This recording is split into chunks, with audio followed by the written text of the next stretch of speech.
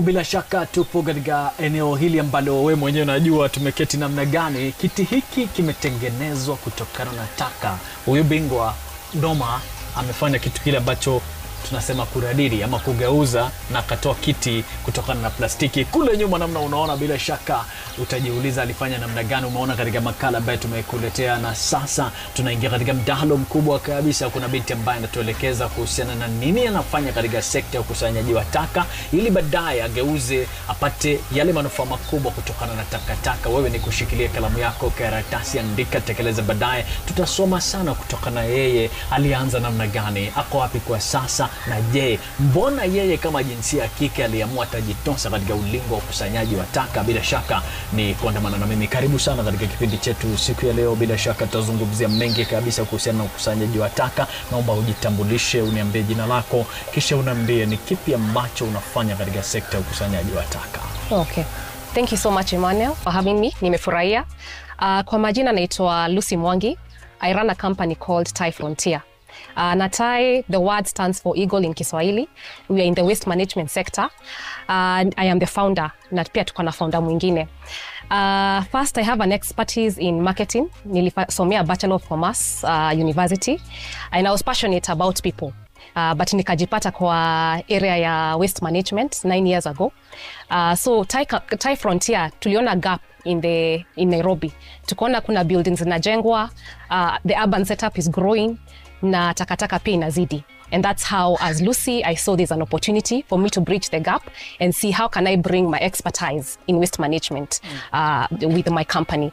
So we are very big on customer orientation. We find out your needs, what are your waste needs for the residents, for the hotels, just to name a few, and we come and handle them. So I'm passionate about what I do, and yeah, and I'm glad to be here. Hata kabla tuende sana mbali, namna unasema uko na furaha sana kuwepo leo. Ulikuwa unahisi namna gani wakati ulikuwa unaanza, hasa kama wewe ni jinsia ya kike katika sekta hiyo? Yeah. Of course nilikuwa na a bit of imposter syndrome, because tunaambiango hii sector first and foremost sijui ni ya watu wagani. My industry or my company, I handle a lot of men. Na over the years, and I was very young then, sijui kama nilikuwa nimefikisha 30, but I won't mention my I won't mention my age. But there was a bit of imposter syndrome. But tukakuja kuheshimiana na my drivers, na watu wangu, the crew, the loaders. I actually call them my people. So nilipoingia, I said I'll come with my expertise. Na nime-mention I did a Bachelor of Commerce in marketing, and I'm very customer oriented. And the value that I bring to my customers, I come, listen to you, your needs. Ukitaka kuchukuliwa takataka asubuhi, I'm able to say this is possible.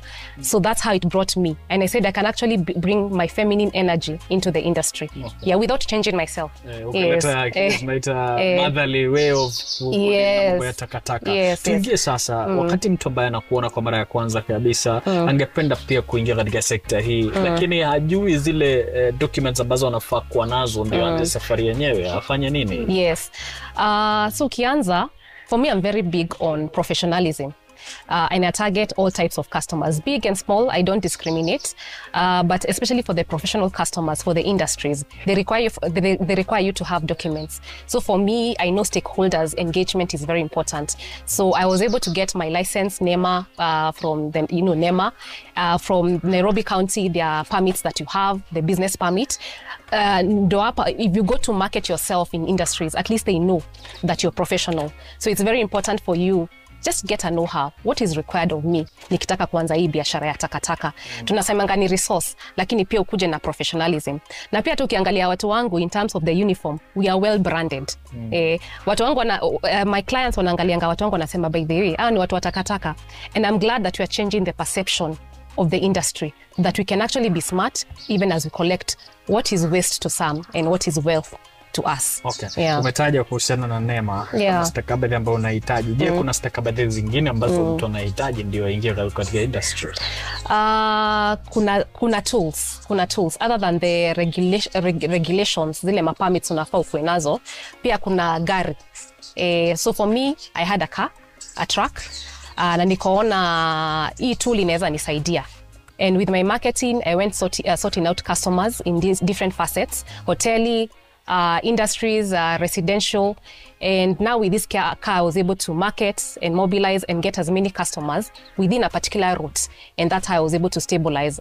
Nikaweza ku break even, then eventually nikaweza kuona profit. Okay. Yeah. Wakati unapoingia kule kwa mara ya kwanza kabisa ilikuwaje ndio ukaanza kuelewana sasa na wateja wako ambao unasema unaenda kuchukulia takataka? Yes. So the first thing, hata nikienda kwa customer, ni identify need. Unachukulia takataka na nani? Are you satisfied? How can we be of help to you? If there's a gap, niseme we'll actually raise that gap. If it's cleanliness, we'll pick up our cleanliness and ensure the place is tidy. Ndio at least customer anaweza kufocus on her area of interest. Kama ni hoteli, anaendelea kuuza chakula bila kufikiria kuna panya juu takataka ijachukuliwa on good time. So I was very keen on that. So it's very important for you to understand who your customer is and what they require. Okay. Yeah. Sasa je, changamoto ambazo zingine zinajitokeza wakati unajaribu kusanya zile taka huwa ni gani? Zile challenges ambazo mnakutana nazo? Sasa kuna ile tunaita route logistics. Tunamkanga very early in the morning. My trucks zinatoka very early in the morning. Na huko 3 a.m. where most Nairobians or guys from the urban center wamelala. Tunarauka mapema ndio at least traffic isitupate. I think unaelewa venye traffic in Nairobi inaweza kuwa mbaya. Ndio at least by 11 wanakuwa wamemaliza kazi, at least wanaenda kwa recycling permit na yenye haina manufaa inaenda kwa the dump site. Ndio at least wanarudi nyumbani, wanalala vizuri. Hiyo ndio sana ni changamoto kubwa sana kwa wanabiashara wa takataka wenye wako na lori. So that's one big one. In terms of permits, pia bei imeendelea kwenda juu kiasi, na ni vizuri pia tunaongea na the counties, wanatuambia pia wanatuangalia. Hata even as they are looking for revenue, wanaangalia hiyo sehemu, wasitufinye sana, ndio at least pia tunakuwa compliant in the industry. Okay. Yeah. Kuna jambo ambalo wakati unazungumza ni kana kwamba kuna inspiration fulani wewe unalenga katika kusafisha mazingira. Niambie hasa kwa mtu ambaye pia ana lengo kama hilo, inspiration yako inatokana na nini? Yeah. So I'm passionate about the environment. Over and above collecting the waste, pia kuangalia mazingira yetu, it came from that. Na nikaona what is the one way I can benefit the community. It was through picking of trash. Na tukichukua takataka, kuna pahali tunapeleka takataka. Tunafanya further sorting into various waste streams. Kuna plastic, kuna aluminium, kuna organic waste. Pia tunapelekea wenye wanafanya more production of that organic waste into something different. Isiende kwa dump site na cause madhara kwa environment. So there's that inspiration. And one of the things that I encourage my customers in the community, tusaidieni pia tunafanya segregation of waste at source, which is the mandate of the Solid Waste Management Act that was passed some 3 years ago. Then, so my passion comes from that. Over and above collecting waste, I also do sensitization to my customers and to the community. Hata kwa mtandao yangu ukiangalia kwa Thai Frontier, utaona naongelea story za waste segregation, waste sorting at source. Ndio at least unatusaidia pia sisi to make the environment clean. Okay. Yeah. Baada ya kupiga hiyo hatua hadi kufikia sasa unahisi namna gani? Je, umefikia kiwango ambacho unaona kwamba mazingira yetu yamerudi katika hali ambayo tunahitaji? Not yet. But the last 9 years, tangu nianze, kulingana na penye tumefika, naona Wakenya wameanza kuchange. Unaona customer ama mwenzako anakuuliza, unafanya nini na takataka yako? Yes, najua unachukua takataka yangu and I appreciate, but I also want to know where are you taking the trash? Unipeleka pale kwa streets inakuwa nini? So nimeona there's a shift kwa Wakenya. There actually is a change in terms of how they are seeing takataka, which is an encouraging thing. I remember some years back in 2019, I went to my customers residential kufanya sensitization of segregation of waste at source. Wengine wakananiambia hiyo mama, si tuko sawa, wewe chukua tu takataka, but 5 years down the line there's a shift, there's a change. And it takes not just Lucy of Thai Frontier to make a change. It takes the residents, it takes the tenant to ensure also they do their part. It takes the government to also come up with policies that protect the environment. So it needs you, it needs them. We come together and see what is my part? My part is waste collection. Where do I take the waste? What is your part, Emmanuel? How do you deal with your waste at home? If you're responsible for your part and I'm responsible for my part, then I think we can go somewhere. So I think there is hope. There's hope. When people are educated, when they're sensitized, and they're conscious about their environment, we are going somewhere. Yeah. Wakati umezungumza pia ukataja kitu inaitwa segregation, na inaonekana inafanyika nyumbani kabisa. Ndio. Niambie, kwa mtu ambaye anakufuata sasa hivi anakusikiliza, anapoona ukizungumza na mimi, angependa kujua hiyo procedure ya segregation ajifanyie mwenyewe, afanye nini? Yeah. In terms of policies, kulikuwa na regulation ilipitishwa hii mwaka tu, in the month of March, if I'm not wrong. Inasema tunafaa tugawane takataka streams into 3 fractions. Ya kwanza, organic waste. Na kuna karatasi ya green tunapatiana, ama drum ya green. The second one, recyclables, karatasi ya blue. Whether ni maplastiki, aluminiums, tissue papers, foil papers, tunaweka kando. Then pia kuna other waste zenye sasa ujui kama ni diapers, which is black. So there's that guidance that have been given by the government. So as waste collectors, tunataka pia kukuelimisha how you're meant to segregate waste at source based on the color code that the government provides. Unadhani bado hiyo information imefika vizuri namna wewe unaona na namna unahitaji baadaye ifanyike? There's still a lot to be done. Kuna various organizations pia zime come up based on policies, zinaitwa PRO, zinaitwa End Producer Responsibility Organization. They also have their part to play where they ensure the producers of the packaging materials, hizi maplastiki, zinalipia kakitu.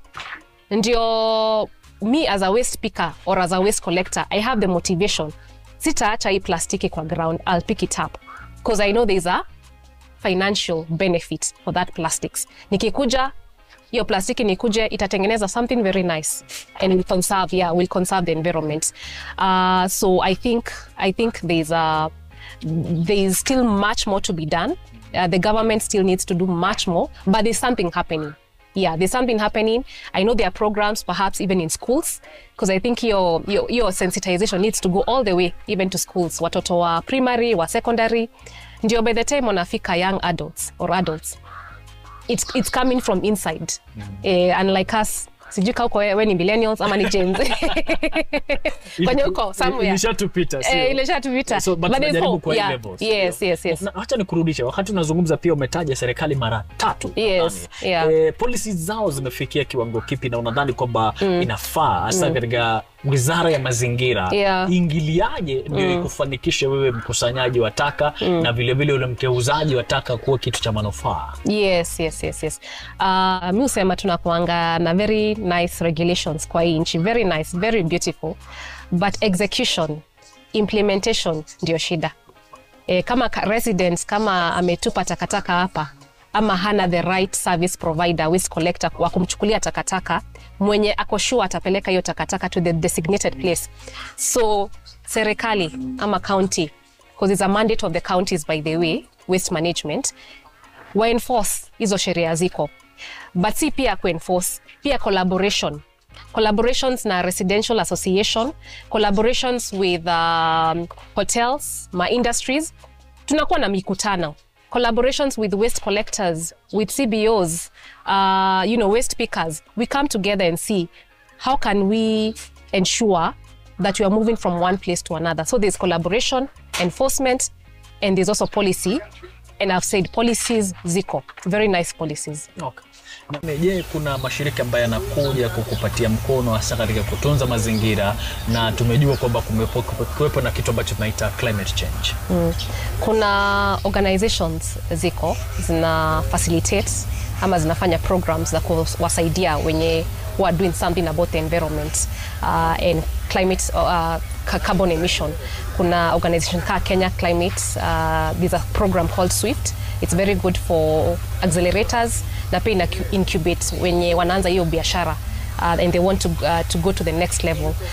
Kuna zingine ka Growth Africa, kuna KEPRO, the ones that ensure that you get a fee from the recyclables that you're getting. It narrows it down to, it goes down from the recyclers, waste collectors to the waste pickers. So there are those organizations right now, and I think we are fortunate. We are in such an age where there are so many organizations that actually want to champion matters to do with climate change. So you as the entrepreneur in the waste management sector, hautakosa usaidizi at acceleration program that will teach you about business skills. They are there to help you. Okay. Yeah. So kuna time ambapo mnakuja kama wakusanyaji wa taka wengi ndio mpate funding? Yes. Kuna hizo collaboration, kuna hizo programs zinaongea about circularity sana. Circularity imekuwa a very big term as we speak right now, and where you come together, mnafundishwa, then you do a pitch. Then once you do your pitch, if your pitch goes to the next level, and they'll actually train you to come up with maybe a byproduct of your waste stream. And from there you're able to get a grant based on how you position yourself.